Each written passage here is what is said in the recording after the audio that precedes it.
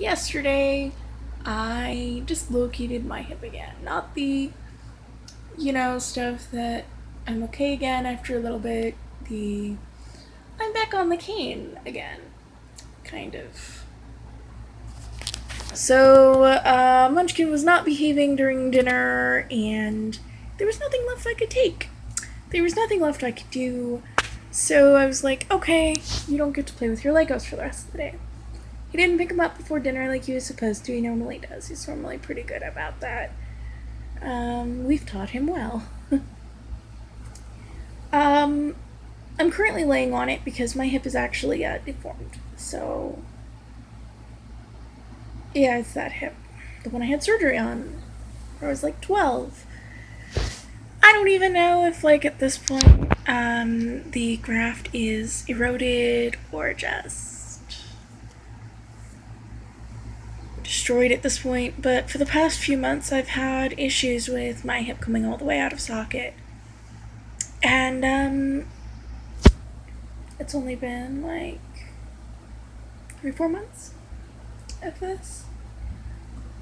And it's just getting to this point was not sudden, so I actually am leaning more towards that if it did sort of break, then it would have to be that it built up to this to begin with and there was just erosion, because they did this well over 15 years ago and I was 15. I mean, not 15, 12. I was going into 8th grade whenever they did this, and I am 29 years old, so I'm a kid. And they did this, and it was to keep my ball joint in. So anyway, fast forward, yesterday, I was going down to pick up the Legos, scoop them up, and put them in there, and then I tripped over. I tripped over one of his toys that he didn't pick up. And it was actually the Lego bucket. Yeah. I think it was actually the lid. And I went down. But I caught myself and I dislocated my hip, and then I went down anyway. It was still out whenever I hit the ground and I landed on it. It was not happy times. It actually made it hurt a lot more because my hip was still out of socket and I hit the ground, and I was still on the ground, sort of trying not to scream right afterwards, and I managed to sort of maneuver it back in, but this was not happy. This is not a pleasant thing to go through.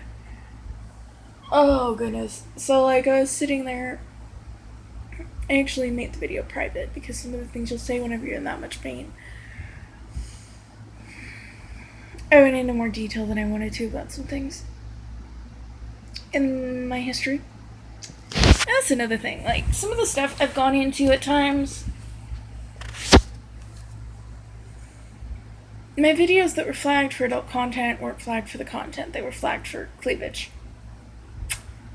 Because I've literally talked about worse than nakedness.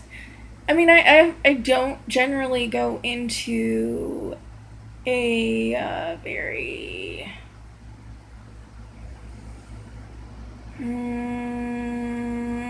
how do I put this? Descriptive account, just because it's really nobody's business and I don't really want to have to deal with it.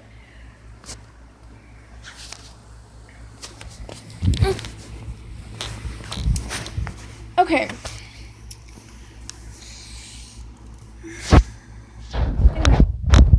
So despite all this, I managed to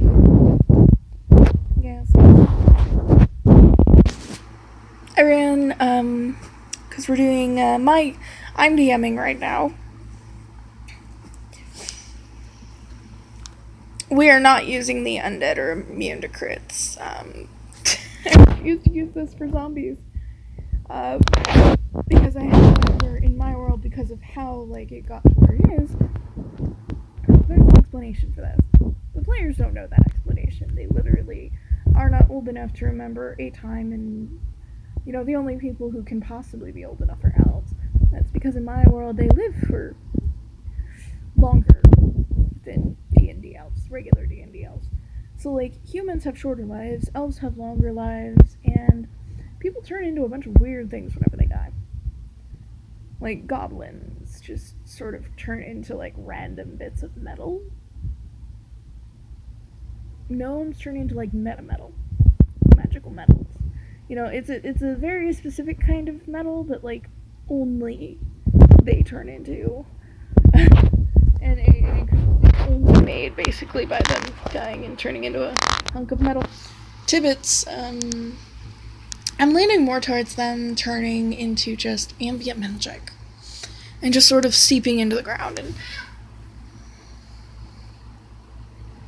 elves are trees. Half-elves are a specific kind of tree. And just, I've done all sorts of weird stuff. Like, orcs turn into miasma whenever they die. Just poison gas. Humans become undead. They become zombies. It's just an inherent, undead sort of thing. And it's not a higher level tier. I actually custom made this specific version of it to be the standard. Because it is something that, basically, if you do 6 points to the head, they're dead. But you need to do 6 points. Thank you, dear. Welcome to the second bottle downstairs. Thank you. There are 2 for 8. You done changing in your jammy pants? Okay. Mm-hmm. You just want the bard to get the whip consistency. Yes. Well, you play the bard well, and They can still do the performing stuff. The bard only gives you special abilities. Even when to do what I do, as with the mat. Fine. Another Twitter post. Oh, that's Tumblr this time. Who's on Twitter? I follow some people. I follow people on Twitter. I don't have a Twitter, and I don't want to deal with that bullshit, so.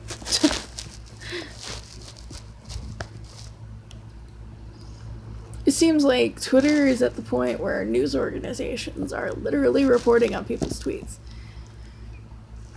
So, Jane. I didn't know you were recording. I have been recording. I literally had to put my hand in front of the camera and pause so that no one would see your bits. I'm sorry, I didn't know you were recording. There. I'll wrap it up, honey. So I ran the game, and it went well. I've got them halfway through the current adventure, and I've got how it leads into other things, and I don't really like playing, like, short things or running short things. I like, because if you run a short campaign, by the time, and you're playing with people who are used to, like, doing hardcore role-playing, like, you can't just do that and not, like, and then the game stops basically as soon as they're getting comfortable with the characters. And I'm trying to, like, make this a game that gets them comfortable with the characters, before we go on the epic quest. And before we even go on the epic quest, I'm gonna have them, at some point, go basically into a house made of mimics. And there are gonna be rules to this. Like, they're gonna have all the warning in the world that, eating those grapes is probably not a good idea. It's basically a nest. Mimics in normal D&D are normally very solitary creatures. But in my world, this is after everything, like, they don't know this. This is out of play information, but, like, their sort of little continent here is not very big. It's about the size of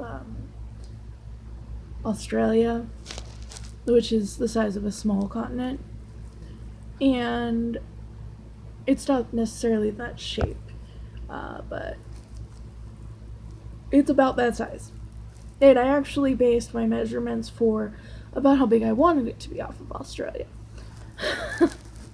And then I went from there, added my mountain ranges, my different stuff. It's kind of, this is a bastion of life, and outside of it, outside the barrier, there's still storms of magic and, the remnants of nuclear war, and there's like no atmosphere even around the planet, so yeah.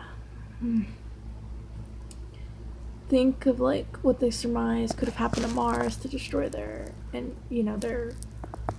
thing, like, and this whole thing is basically a dome of magic and divine magic from like the Druids and shit, and it's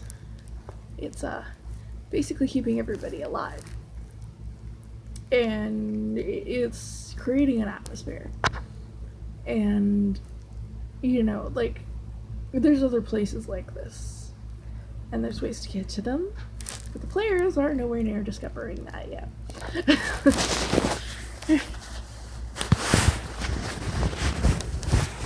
And besides, I think that maybe they should explore where they're at first. Well, that's what I think. There are 5 major towns / cities. They're not huge, they're not really metropolis, but they're as big as it gets here. And there's an aversion to killing, simply because the population is not huge. There's a lot of focus on reproducing.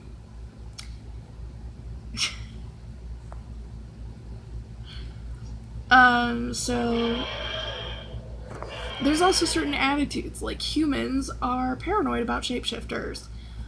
They will kill and possibly torture Tibet characters or polymorphs if they find them to be who they are, typically. Every once in a while you may find an exception to the rule. Dwarves and elves do not share this outlook. They're just sort of like, as long as you leave our shit alone, we're cool. Elves are just apathetic to everything, vaguely concerned. If you mess with their people, though, they will kill you.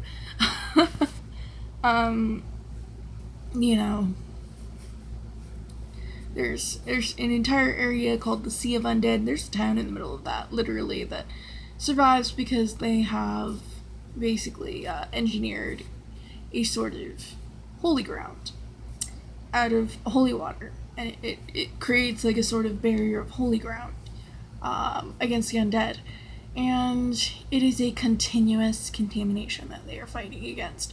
So they continuously have to get blessed water from another temple, and it's like a really specific thing. So like if any of this ever falls apart, that town is doomed. And that is, like, its own quest. So, actually, its own set of quests. So, anyway, I've got, like, all this stuff set up. And I'm trying to lead them up to a quest called Find the Dragon Queen. Or the Matron of Dragons. And I'm going to use one of the names that doesn't make it sound like she's basically queen of their world. Nobody's seen her, nobody knows her. It's one of those things where primarily, like, she's the focal point for the barrier. She's powerful enough and has the knowledge to leave, she just can't. Because, barrier, focal point, she kind of has to be in it. She also has divine ranks and is a level 95 character. She's not meant to be fought. She doesn't have a lot of divine ranks, but there's a lot of stuff that was actually kind of a moot point to give her from the divine stuff, because she literally had so many levels that she could do it anyway. Like, this was actually the reason why Eugene was like, well, you should just freaking make her a goddess, and I was like, okay. He was like, what? Wait, what? And I was like, you're gonna help me find this. Because We have so many freaking books on the computer and stuff, so yeah. Most of our books aren't physical. So even the physical ones, though, it does help to have somebody helping you find something. We're using different stuff from different books. We do that whenever we create our worlds. Gene's world is huge, and he's basically been working on it since he was a prepubescent kid. It's amazing, though. I haven't got it. I focus a little bit more in the storytelling, though. Trying to get the characters to see certain details and things about the world, and I want them to want to do something about it. I want them to want to interact with the world, to seek to do things, to earn redemption if they've done something bad, or just don't get caught again. Like, and the way that it was rolled, one of the characters in the group actually ended up starting off like, yeah, you were in the worst, like, there are two of the worst places to steal something. The elves and the dwarves. So he stole something from the dwarves. He got caught. He failed his disable device check. Yeah. So this was all pregame, and I'm like, well, how you roll depends on how you start off. If he had succeeded, he would have gotten they would have sort of been recruited to retrieve the thing that got stolen. So, you know, he wouldn't have had a collar, but now he has a collar, and they have to take down all 4 camps of bandits, which are spread throughout the Dwarven Mountains. Also, one of them is, like, past the kobolds and right by the dragons. So, you know, yeah. Although the dragons don't really concern themselves with this stuff in my world. They're an intelligent creature. They're not really good or evil. They're just sort of there. They mind their own business. You mind yours. You leave them alone. They leave you alone. Tibbets are strangely common in my world. Maybe not. Despite human bias, just because they can turn into cats. Let's see. Speaking of, Gene literally rolled for his character to maintain 36 hours straight with, wow, that's some kind of time. And this was with minuses. Like, you keep going and, you know, dehydration, exhaustion. Nope. Like, every single time I had him roll to see, like,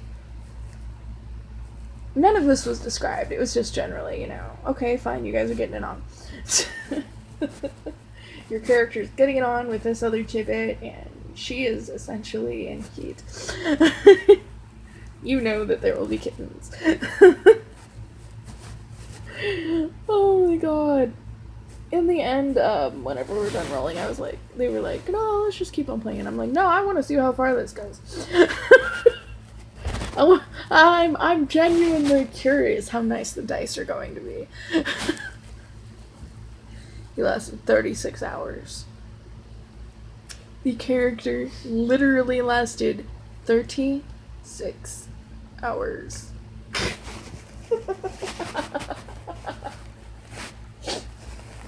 This was absolutely hilarious to me.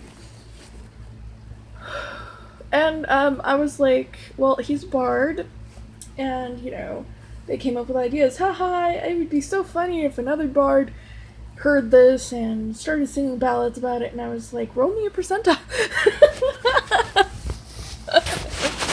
And we were having fun just dicking around about it, and what ended up happening was the dice were infinitely nice to him, and his character has now,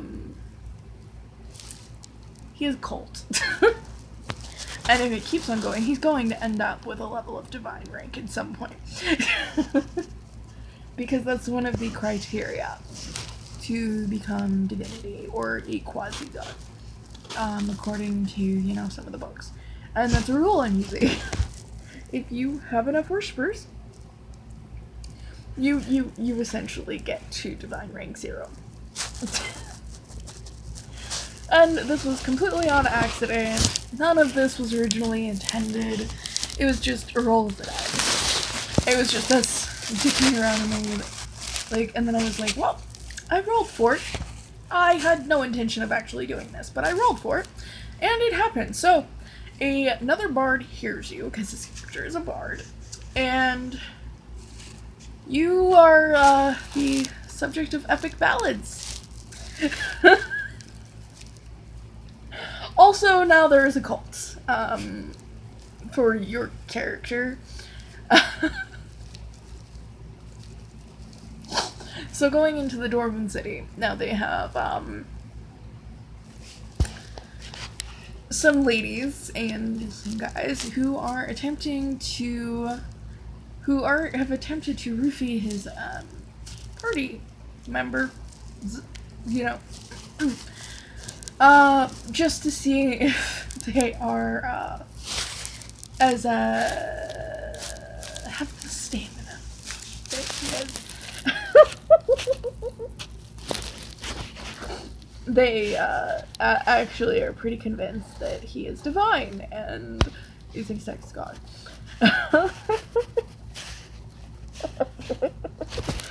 So, we were just joking around originally, and that's what ended up happening.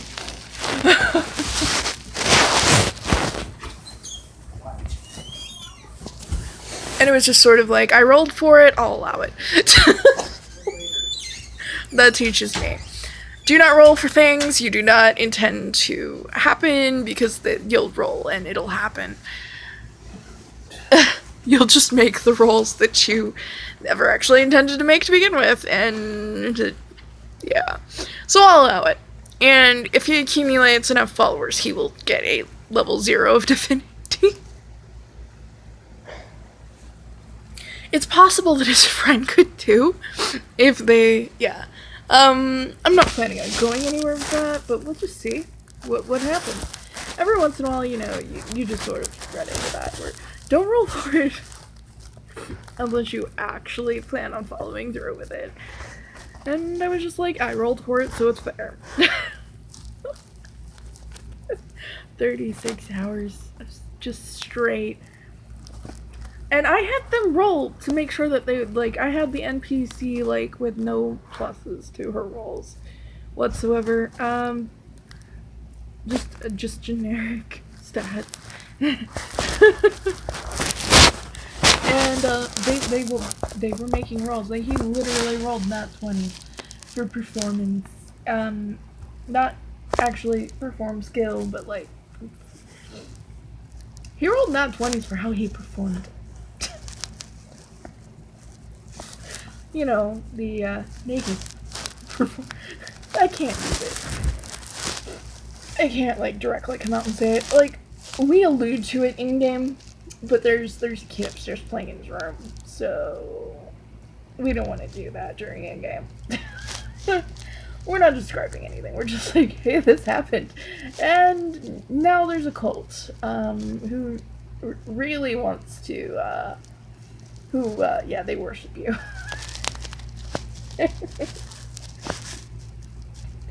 Yeah. Also, the gestation for Tibbets in my world is the same as a cat. So, as long as the mom is not... Oh yeah, there's rules for this, by the way, because I thought about this. Because I thought about a lot of things that most people don't think about. What's the gestation for an elf? What if the mom is an elf and the dad is something else? What if... So, the general rule is just that the mom is where the gestation comes in. And if you're an elf and you screwed a Tibbet, it might last 4 months or 5 instead of 3. But yeah.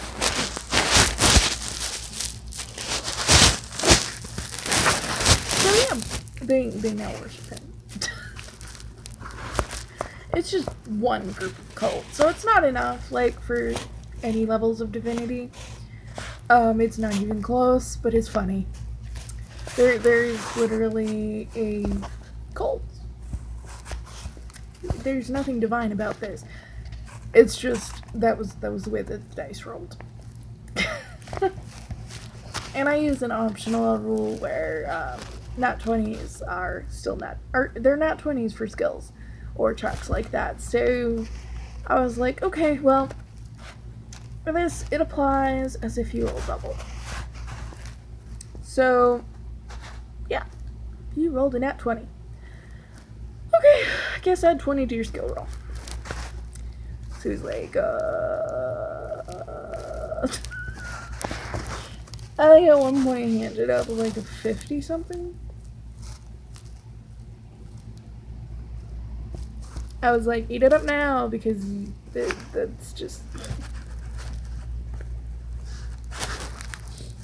Yeah. I was looking. I just wanted to see if, like, I just wanted to see how far that would go. Like, how long can they last with these growing minuses? And it got to the point where, like, they were like half of the dice, over half of the dice was the minus, and that's never, you know. Finally, I'm like, okay, you failed your fortitude save. And you pass out. Like, you fail your will save, so you keep going. Because I'm trying to do a thing, because I was trying to play into the whole heat thing for the Tibbets. Like, instinct, I guess. Like, and I was like, do you want to stop? And he's like, no, so it didn't even matter. Like, let's see how far this goes. Ugh. And yeah, 36 hours. Yeah, they literally were just straight up having sex, and like, I actually rolled for this, and it, like, there were points whenever it echoed throughout the city, because it was it's like basically a massive city. It's kind of like in a massive, like, cave mountain thing. It's like a hollowed out mountain. And there's an echo. And yeah. Now his character is being worshipped by this cult of, you know, young women and middle-aged married women who are not satisfied with their husbands. And also, some of the guards are grumbling that he makes them look bad.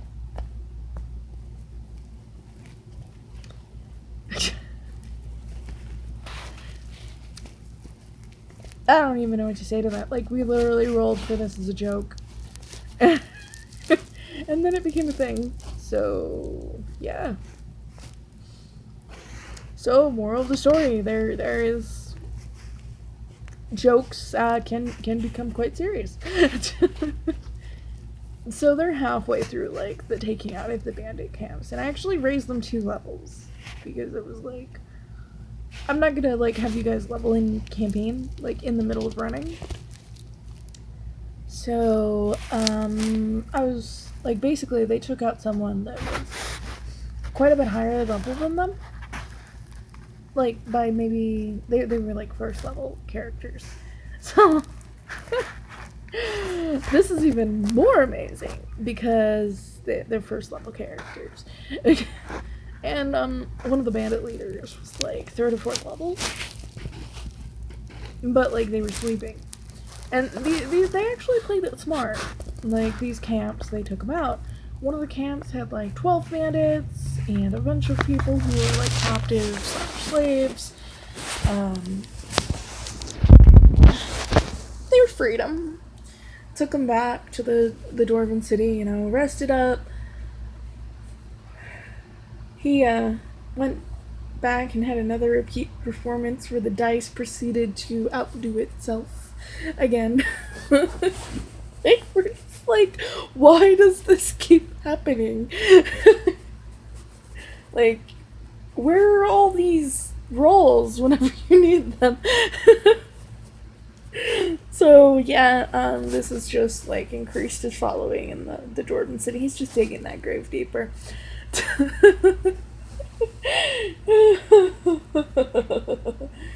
we're just having fun with it. And then they went after the other one. The other one had fewer bandits, but it was like on a less traveled path.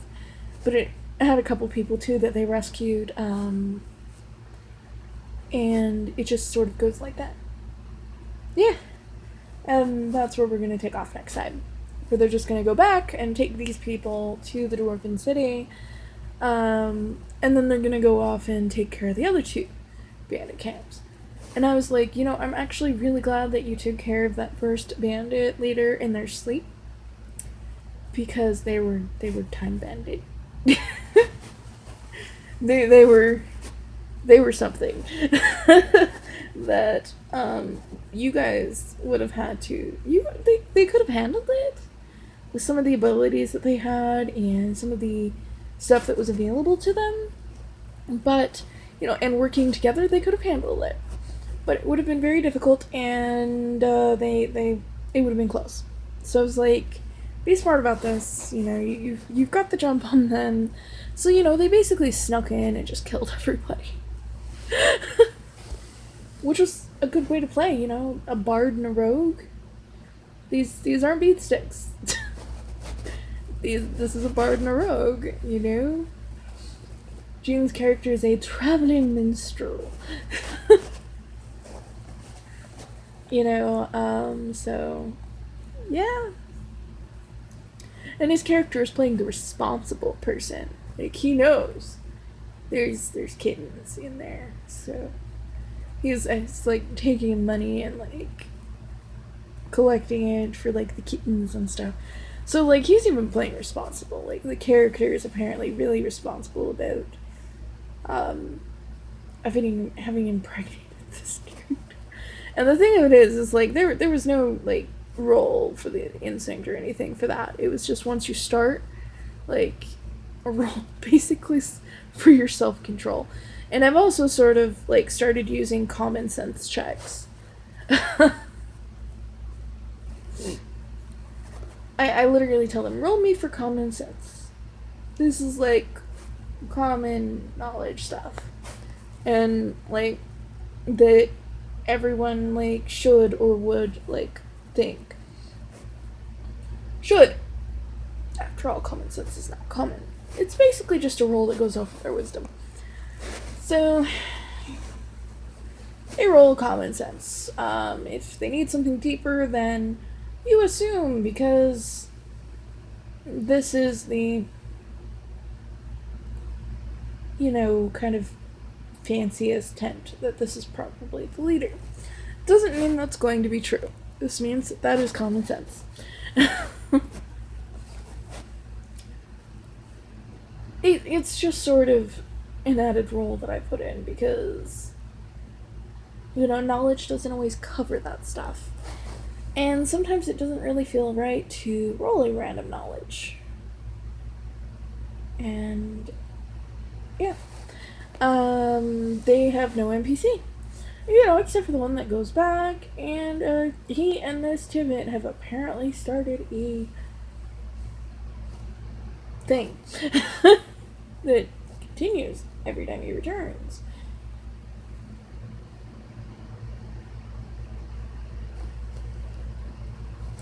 So yeah. Tivit society is a little bit different in that, like,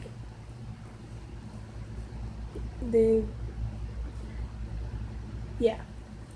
So, I don't know what else to say. Like, they both provide for the kittens, but, like, they're not necessarily together. And you don't have to be in Tivit society in my world. There's not really a lot about Tivit society as far as, like, for cat wearers in, like, the books. So I basically built the own society and culture building off of what they already had. So that was something that I came up with, like, I don't know, I'm gonna go off of, like, there's some level of animal instinct there. So, and that they're gonna have some concept a little bit above, like, normal cats. Because normal cats, the guy leaves. So, they just take care of the kittens to the point that they can take care of themselves, and then they separate and go their separate ways unless they want to stay together. And yes, they can see other people. Because Tibbets, unless they like decide to, I don't know, not, it just depends. Like, I'm not gonna lie, pretty much just hybridize the culture between cats and how they act, and general sensibilities that come from humanoid cultures. So yeah.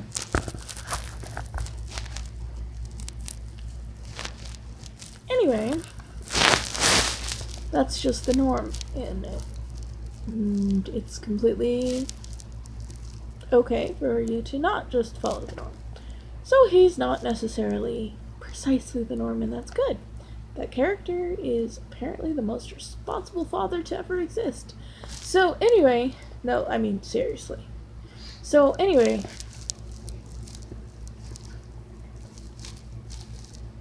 yeah.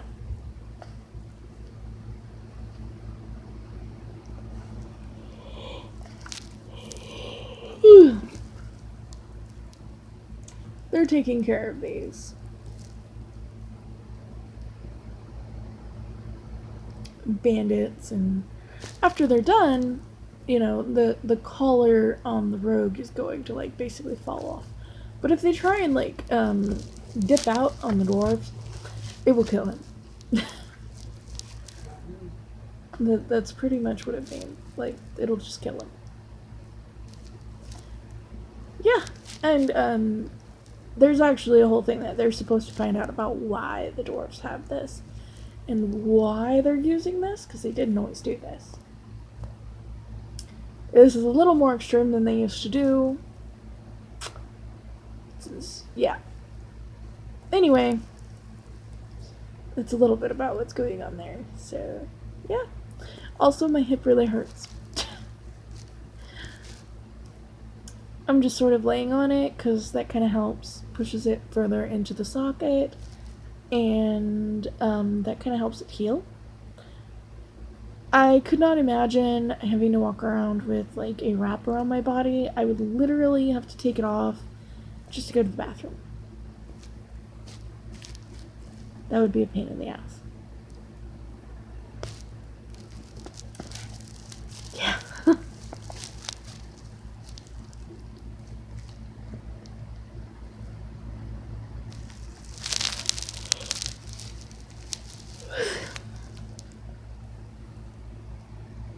So anyway, we gotta go start thinking about dinner, so. What? I'm fixing dinner. You're fixing dinner. What are you making? I said cheeseburgers, man. I said cheeseburgers. Yes, I said cheeseburgers. You asked cheeseburgers. Yeah.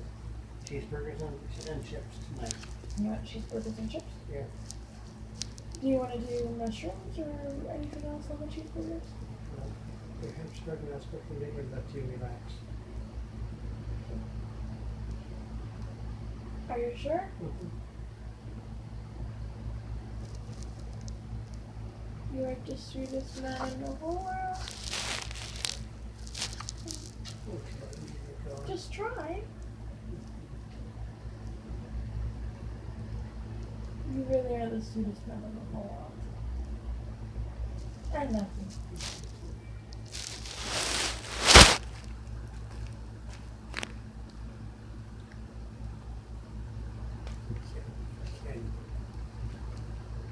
Yep. I confirm this whispered statement. Okay. And this is still recording. Bye. What is it, Chris?